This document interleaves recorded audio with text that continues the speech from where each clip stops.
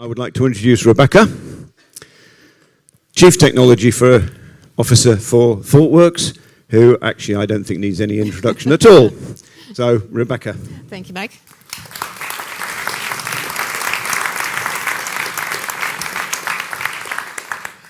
So what I want to talk about today is business agility. And one of the ironic things is when we started Agile software development, so long ago, we actually didn't need it in the same way we need it today.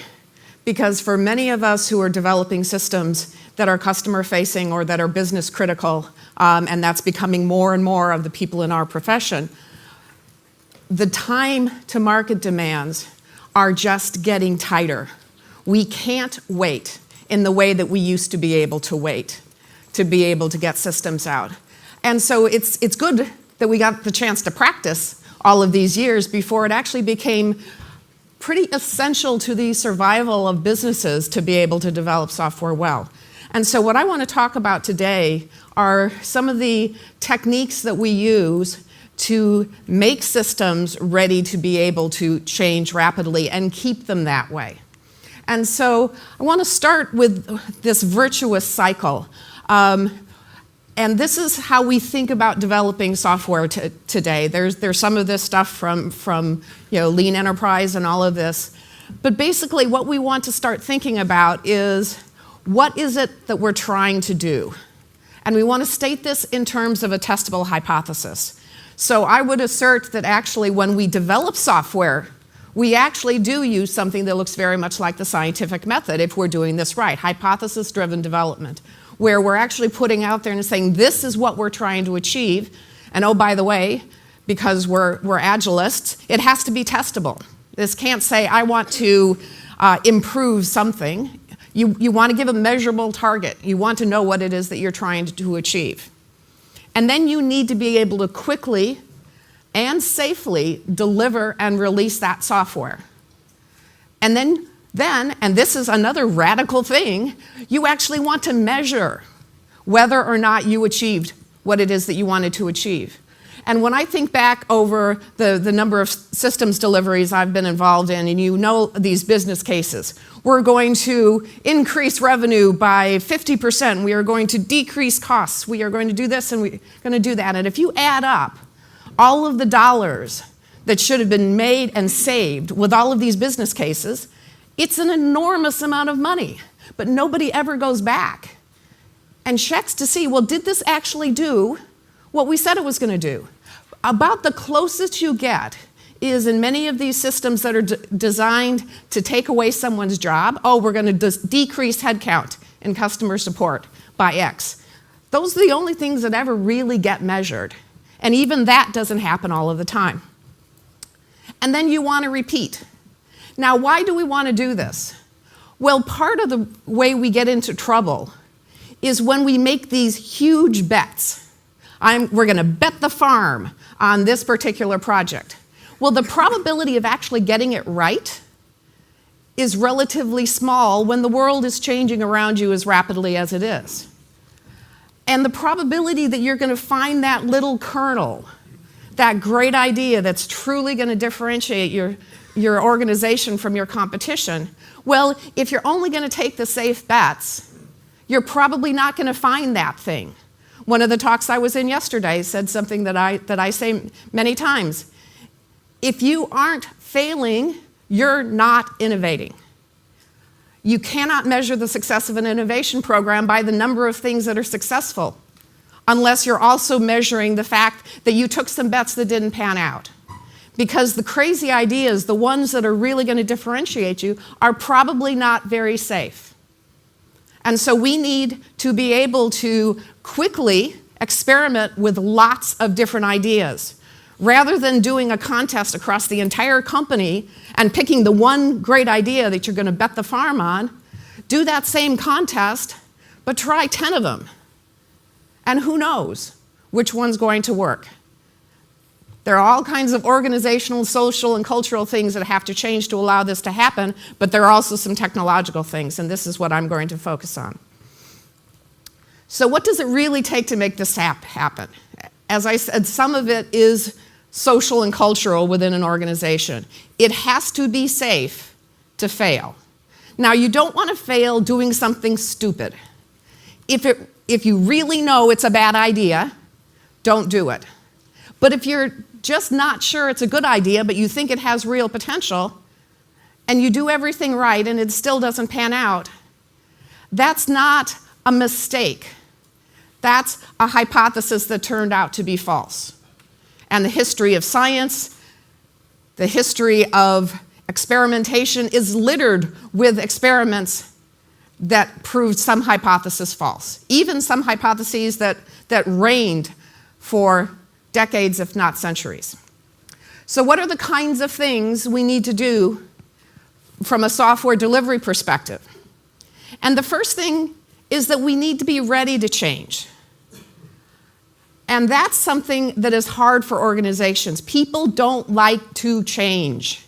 They like the way things are. They know what's going on. Now, some of us are bizarre, and I get bored so incredibly easily that it's amazing that I can keep one job, except it's not really one job. But most people, they're very comfortable.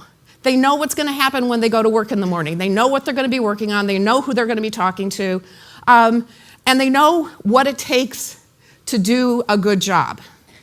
And what we're saying in a lot of these cases is, sorry, but the new normal is you're not going to know what you're going into work in the morning.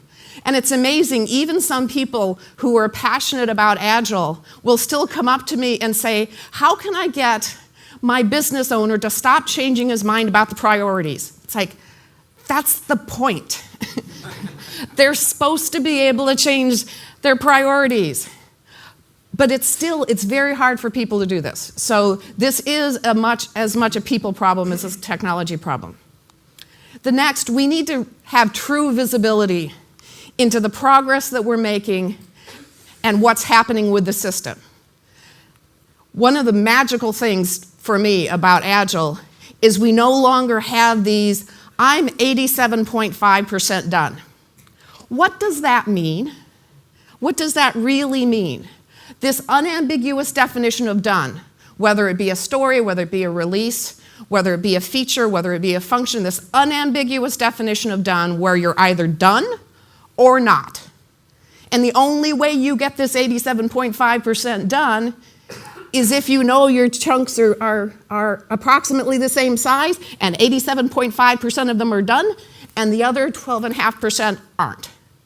You get out of these little debates and the amount of time you spend at 90% done. I've worked under regimes like that where you had to account for your time in that way, and it is soul destroying because you know today is the day I'm going to finish it. And you get to the end of the day and it's like, okay, tomorrow, I know it's going to be tomorrow. To do this, though, granularity is critical, and this is one of the big questions that we often bump up against in Agile. How do I break things down? And we've gone through this with analysts and testers and designers and DBAs and architects. Well, I have to have the big picture. Sorry, nobody has to have the big picture. They can't if we're going to work in this way. So figuring out what's the right scope, whether it be how much upfront thinking you need to do about your database design, whether it be something around your technical architecture, whether it be how I'm going to decompose when even my happy path is monstrous. But getting the granularity right is what makes this all work. And then we need to experiment often. And a couple of things that we've learned in Agile, if you've got something that is hard that you want, if we've got something that's hard, you want to do it a lot, and if you're going to do something a lot, the only way you're going to get it right and stay sane is if you're automated. So to get this rapid cycle of experimentation is going to require us to be ruthless on our automation. And then we need to balance predictability with opportunities. There is nothing wrong with trying to give people a sense of where things are. We have to make trade-offs all the time. I have these two opportunities and I've got this fixed resource. How do I measure the relative cost? That doesn't mean they have to hold me to the precision of that, but there's nothing wrong with having some level of gut. But we have to be able to balance that against being ready to take advantage of whatever opportunities that we want. And finally, we need to the extent we can, rely on evidence, not guesses. And this is distinct from the kinds of things Linda was talking about yesterday. The number of times I go into architecture groups, and there are architects whose performance evaluation is based on the number of times their reusable components actually get reused in the organization. So these poor people, and there's probably one or two of them to 500 to 2,000 developers, that's kind of the ratio, they have to somehow divine how all of these different people are going to use components, because that's what their performance evaluation is based on. That's insane. We need to rely on some level of evidence as opposed to, I think it's 4. It's insane the way people are sometimes positioned in that way. So we need to the extent possible, rather than trying to predict how things are going to look, constantly monitor what's going on. What we're seeing in the code base, now we've got 3 people who are doing the same kind of thing. Let's consider making something reusable, so the next 3 people. Because now we have evidence that these things are similar enough that maybe we can do something about it. Okay, so that's a lofty goal. How are we going to make all of that work? Here are the techniques, and I'm going to go through each one of them briefly. Given the fact that many of these you could have a day-long, if not a week-long seminar on, you're not going to get the nitty-gritty details, sorry. Continuous design. We're bringing the designers, the user experience folks, into the stable of people who are coping with the problems just like the developers and the testers and the analysts and the DBAs and the architects. How do I do my work incrementally? What do I have to decide up front to allow this to evolve in the way it needs to evolve? Agile user experience design is now a thing, when it used to be a design agency that would get together and put together this grand vision in pixel detail, and they would throw it over the wall to the delivery team. And the number of designers that I talk to say it's so exciting to actually work with the delivery team because I get to see my stuff. It's not necessarily the stuff I would have started with, but because they throw it over the wall and then the delivery team's got to figure out how to deal with the current reality, not the reality from 6 months ago, their vision gets lost. When they work in an agile way, their vision remains. Continuous delivery. This is how we do things reliably, quickly, and safely. Pragmatic software quality. One of the things that we found is the role that software quality plays in allowing you to actually change software, and how to go about doing it and what to focus on, and most importantly, for everybody who's pragmatic instead of a purist, what to ignore. Evolutionary architecture. We're still trying to bring some of these enterprise architects into the Agile fold. They're still pushing back a little bit, but we've got more and more techniques that actually bring the realm of architecture into the Agile space. And then these pesky humans. We do have to think about how people are going to respond to this. Someone referenced Conways Law yesterday. You can't escape that any more than you can escape gravity, and we'll talk a little bit about that. So let's start with software quality.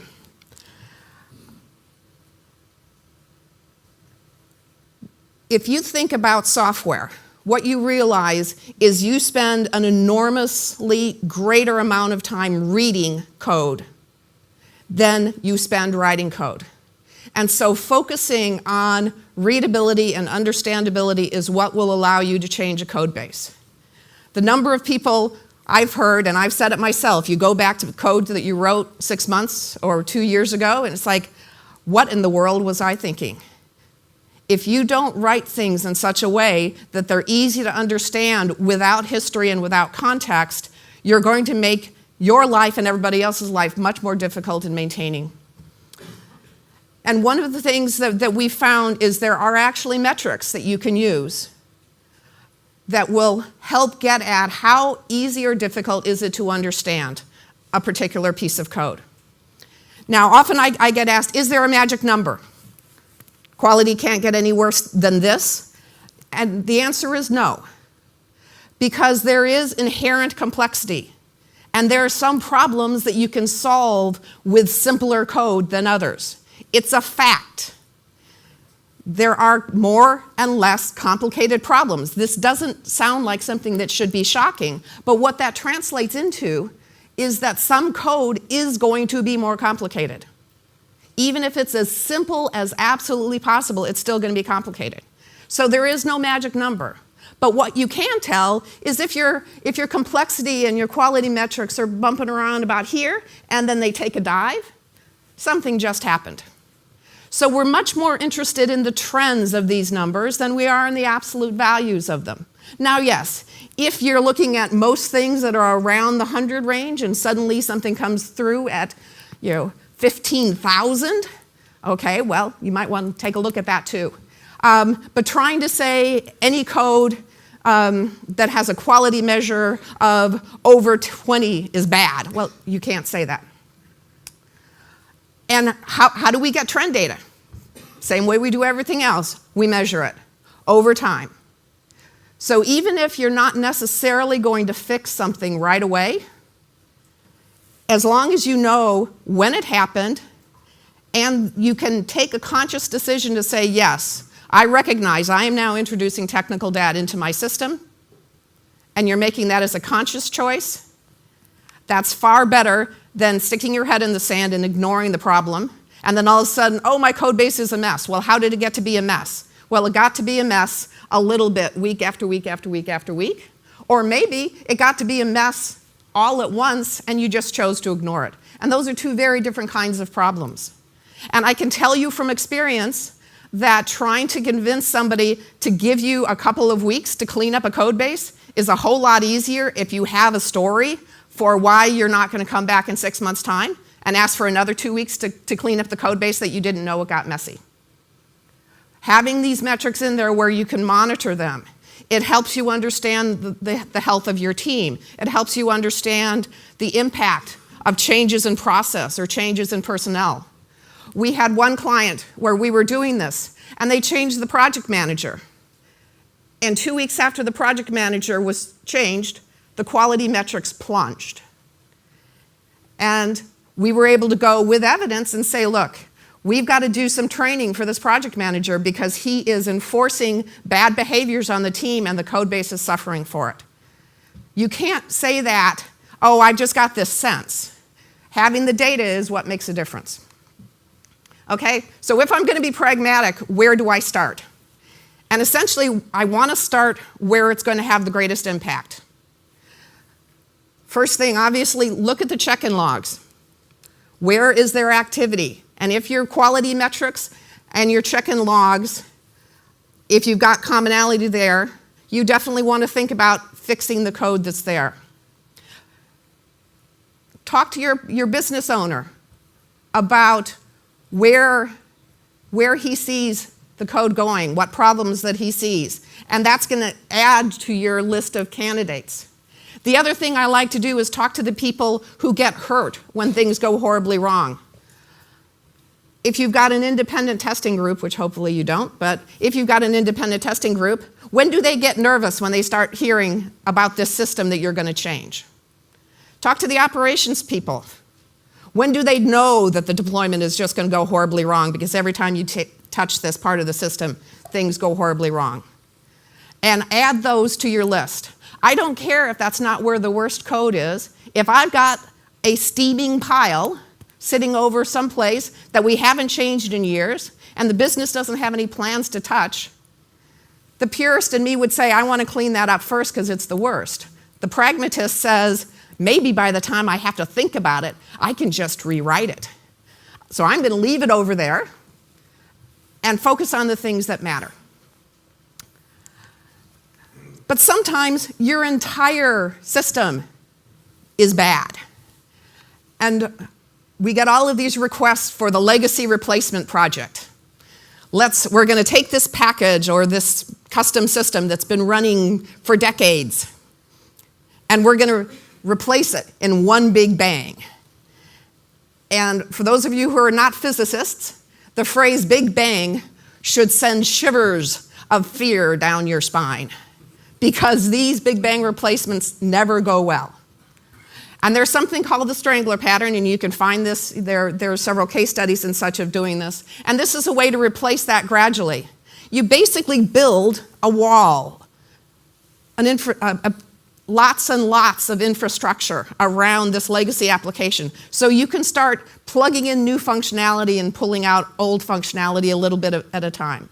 One of the places that we did this, they actually called it the Swiss cheese architecture, because you would pull out little pieces of code from various places, and so you would get holes in the legacy application. Yes, this requires you to build code that you are going to throw away. All of the asset capture that goes back and forth, all of the event capture and routing, that's all stuff that you were eventually going to throw away.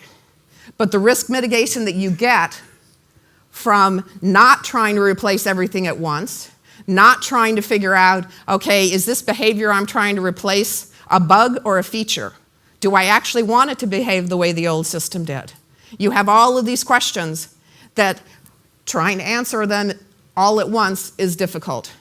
So this pattern actually doesn't get used as much. It's very attractive to think, well, I should just be able to replace it. Well, that's like saying data migration should be easy. Conceptually, data migration is not hard. Anybody who's done data migration knows it's a nightmare. It shouldn't be, but it is. And it's the same with these legacy replacements. So if you're in this situation, take a look at the Strangler Pattern. Now, evolutionary architecture. And this is basically applying to architecture many of the same kinds of things that we apply in other software development. We want to be able to make things as easy to change as possible. There's something called Pastel's Law, which talks about information exchange. And it tells you you want to be very, very conservative in what you send in any kind of information exchange. Because when you send something, you're implicitly making a contract with the people who are receiving that information, however they're receiving it, that they can continue to rely on it. And you want to be very liberal in what you receive. If you're getting something and all you care about is the postcode because you're trying to do some kind of location tagging, don't parse the rest of the address. Don't do some kind of whole message evaluation. Now, asterisk, of course, don't do anything stupid that gives an attack vector for a hacker. You've got to still pay attention to those things, but that doesn't require you to necessarily know everything that's in that message. So you want to be as forgiving as possible in these information exchanges so that you're not unnecessarily coupling yourself to another part of your system, because that's going to restrict your ability to change things. Since I'm from Thoughtworks, I have to say something about testing. But what we have found, actually, is if you think about the testability of a system, and this applies at the architectural level as well as the code level, if you really think about testability, and design and develop your system to make it easy to test, you get a better architecture. You get cleaner code. Because the kinds of things that get you in trouble architecturally are the kinds of things that show up when you say how easy it is to test this. Business logic in your middleware layer. The God object that does this and this and this and this and this and this and this. And so how do I write a test that says, does it actually do this and this and this and this and not that? So think about testability, and wonderful, you'll get easy to test code, but you'll also get a better system, including one that's much easier to change. And then rather than the old ility that we used to have, which was maintainability, what we're actually arguing for now is to call it evolvability.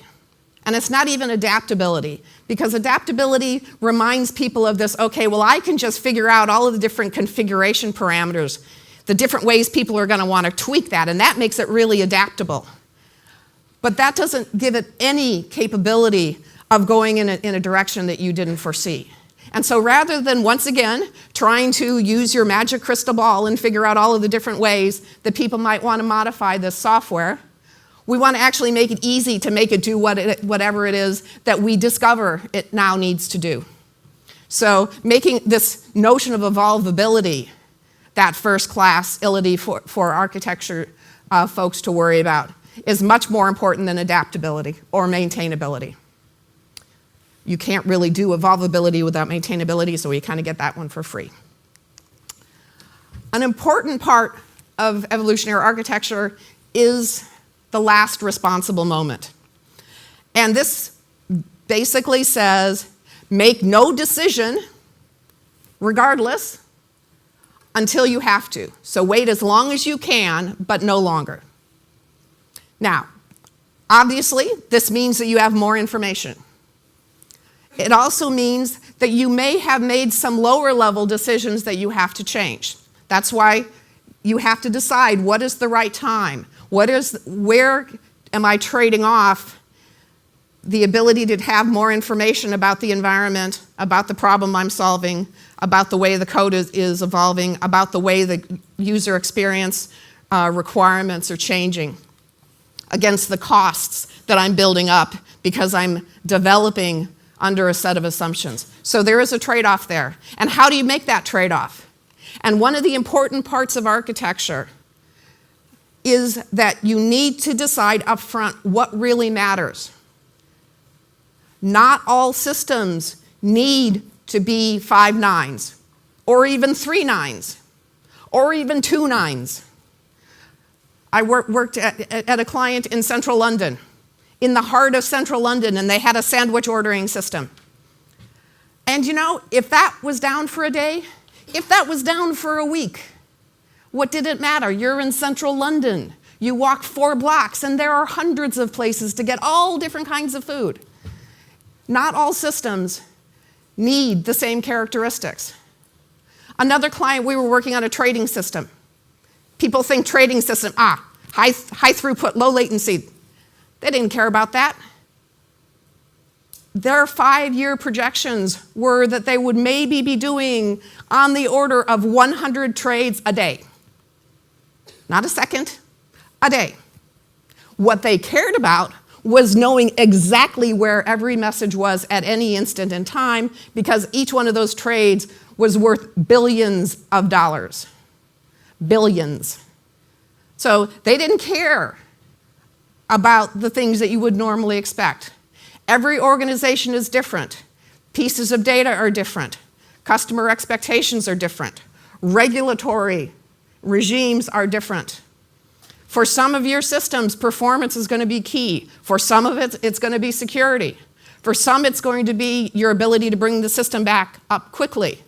Because if you're a retailer, you know that that nasty chaos bug is going to come and it's going to hit you on Boxing Day. And if you can't recover quickly, or if you don't have the ability to process while your systems are recovering, you've lost an enormous percentage of your revenue. Every system is different. Every organization is different. And you need to decide what's important. And once you know what's important, it's much easier to make this decision on when is the last responsible moment. And that's not going to be the same time for even the same question across different systems, even within the same organization. Now, got to throw this in. Sorry, this does not solve the world's problems. It really doesn't. Even if you delay, you might still make the wrong decision. Even if you do tell your business owners how critical it is for you to do this recovery testing because you know this is going to be wrong, they could say, no, don't worry about it, ship it. So this does not solve the world's problems, but it at least helps. This comes closer to solving the world's problems, continuous delivery. To me, continuous delivery is as much about risk mitigation as it is about speed of deployment.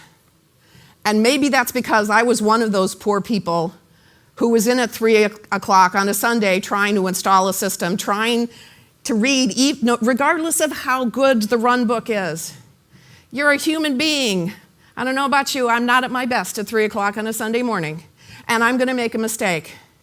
Computers don't recognize that it's 3 o'clock on a Sunday morning, and they're always going to do the script the same way. Yes, random things happen. But essentially, what continuous delivery is trying to do is make it safe to release.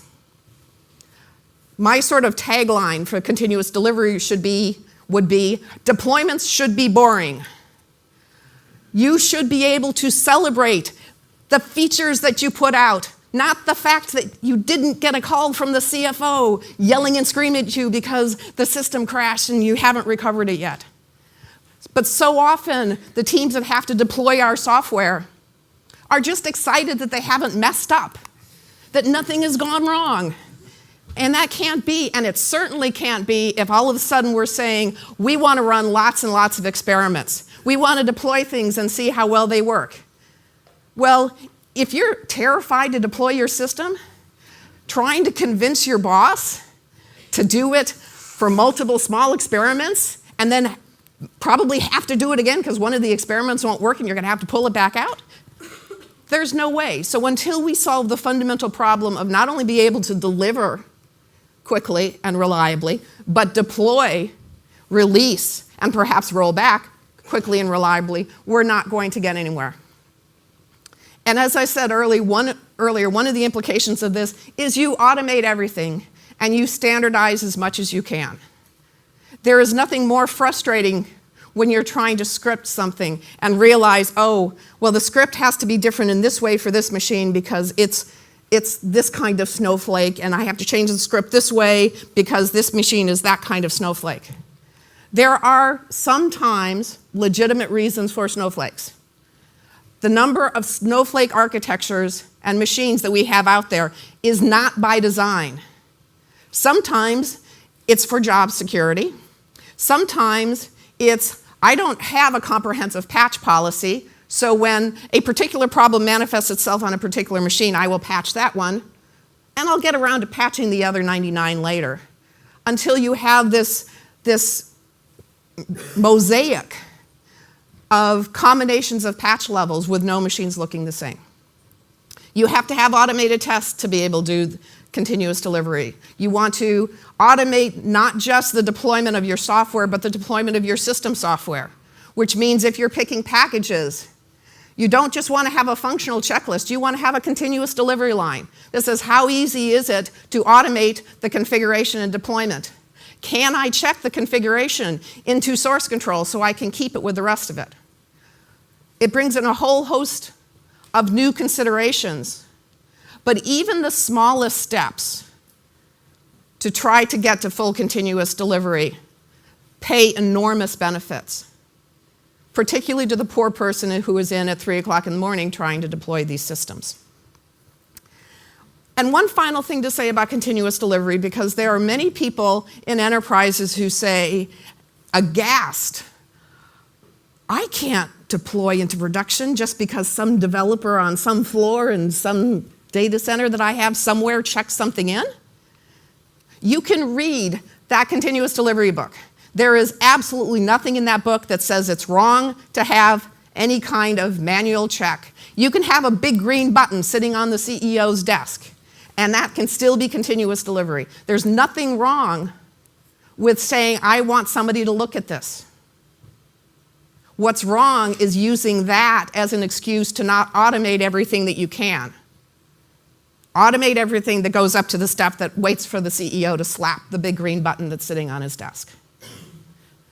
But the number of people who say, because I don't want to be able to check into production from a developer, therefore I don't do continuous delivery, that's very poor logic.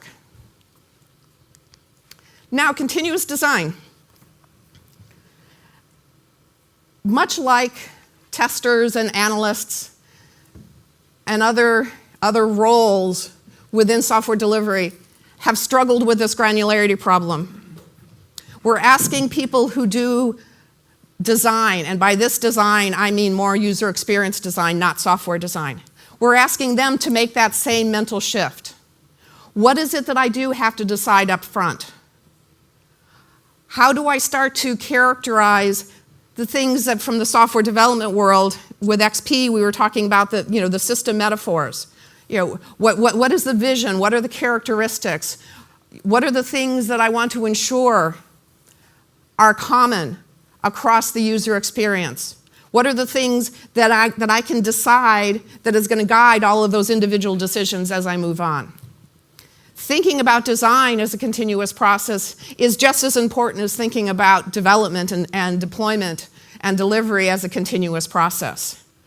I have a steady state where I am right now. I have a vision of what I'd like my overall product to look like. And this is the next most important thing that my product owner says we need to get in. Now, how do I tweak the current experience to potentially minimize the impact on the users, depending on your kind of user base, or to most rapidly get that feature out there to get some data? Maybe you actually want to isolate it to allow you to better measure the impact of that particular change on the experience. There are all different kinds of choices that get made, but just like how we incrementally and iteratively develop functionality, the same needs to apply to the design. And this is in fact more critical now because it used to be that companies were able to pretty much dictate to their users how they were going to use their system. Now, Facebook comes out with something new and suddenly everybody is asking their banks to make their online banking experience work like Facebook. That's not something that enterprises are used to. They're not used to being told by their customers, this is what I expect from you, and oh, by the way, if you don't give it to me, I'm going to move all my money somewhere else.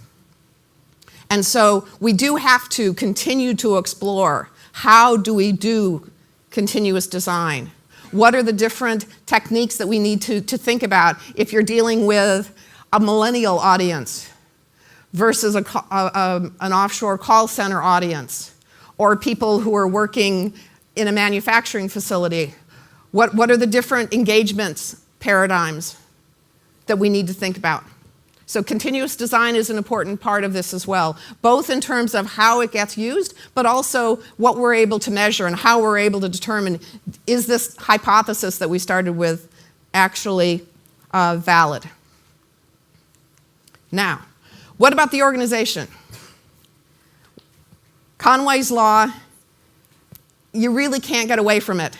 Conways Law simply stated your software system will reflect the communication patterns, the communication dysfunctions that exist within your organization. So if you don't want your software to look like that, you have to change your organization. Maybe it's fixing a communication problem, maybe it's blowing up the entire organization and reorganizing things. We also have to start thinking about what the responsibilities are of different parts of the organization. Now, why would that be? We have a dilemma. For years, and in particular after the dot-com bubble burst so many years ago, IT organizations became cost centers, and their mandate was to lower cost. And how do you lower cost? You standardize, you stabilize, you make it as hard as possible to introduce something new, because anytime you have to do something new, it costs money. So I want to have this thing as locked down as possible. And then all of a sudden, all of these crazy people started coming with their startups and their online activities. And these IT departments that had been optimized for cost savings were suddenly being bombarded with, you got to change fast, you got to change fast, you got to change fast. The problem is that cost control and value generation require different kinds of organizations. They require different kinds of processes. They have different measures of success. The same organization can't do both well. The kind of person who can be your reliable, this is never going to go down, this system is going to be stable, that same person can't manage a group of people who are taking risks, who are trying to move fast, who are pushing the envelope. It's a different mentality. It requires different developers, it requires different managers, it requires different testers, it requires a different mindset. You're going to do different things with tools. You're going to do different things with your testing strategy. The entire thing is different. So we can't expect an organization that has been highly optimized to save every cent to suddenly be a top-line contributor. They don't have the people, they don't have the processes, they don't have the mindset. And they're probably still being measured on, are you meeting your SLAs for uptime? And are you meeting your SLAs for delivery? So we need to start to think about this differently. What does that mean? Well, first off, figure out what it is that makes you special as an organization. Most organizations do not differentiate themselves on their payroll systems. You really don't care about being incredibly responsive for your payroll system. You might care about being responsive for the employee portal that lets them check things out on, what's their vacation balance look like, or where do they stand in terms of certain retirements and all of that. But the fundamentals of payroll, you're not, as an organization, very likely to be differentiating yourself on that. So figure out what are your differentiators and separate those out. Identify your commodity stuff. And that stuff, great. Look at that as cost control. Lock it down. Outsource it. Do whatever you have to do, because that's not where you're going to differentiate yourself. And then pull the other stuff and start looking at, okay, what kinds of people do I need in this organization? What are the processes? What's the governance that I want to have here? The tricky part is things are going to go back and forth across that barrier. Right now, everybody expects to be able to email and chat and do all of these things with enterprises. Email used to be a differentiator. Oh, and if you'd like to send us an email, that used to matter. That used to be something that was a differentiator. So these things are going to move back and forth across that barrier. And that's going to get us back into that pesky people problem of people don't like change. But we can't get away from that. As I said, don't forget about Conways Law, and think about this as a portfolio as a whole. And this is probably going to influence your overall application and technical architecture if you've got some things that you do need to have locked down for stability and other things that you do need to let change. And just as a caveat, I am not promoting a pace-layered architecture. That's too rigid. That doesn't mean you can't think about there are some parts of my system that can be locked down and others that have to be more flexible. So our overall goal is business agility. We want to be able to respond to opportunities. We want to be able to respond to that guy who comes up with this wild and crazy idea that I really think this is a way we can get a jump on our competition. And we can quickly put on an experiment that's going to brand our organization as this innovative, experimental, trying new things. And here's this wonderful feature that has now come out that we could get out there quickly. And maybe another of his ideas doesn't go so well, but that's okay too. We want to be able to respond both to opportunities, some of which come as great ideas, and as threats, come from our competitors' great ideas. And we can do this by enabling our systems to respond to the changes in the environment and to those opportunities that allow us to actually test whether something is achieving the objectives that we want it to, and making sure that this is just one continuous cycle of what's the next most important thing that my organization needs to do, and how does that bubble down? And maybe that means changing my organization, maybe that means changing my system, maybe that means starting to shift my business model. Business models don't have the lifetimes they had either. So this is our ultimate goal, and we're going to achieve that by focusing on things like evolvability, like caring about how the system looks right now and how easy it's going to be to move it, lowering the cost and the risk of experimentation, maximizing visibility into what's actually happening and the feedback cycles for how we know how things are going, and then aligning the entire organization to work in this way. Because this doesn't just affect the IT organization, it doesn't just affect software development, this affects the entire organization. Thank you.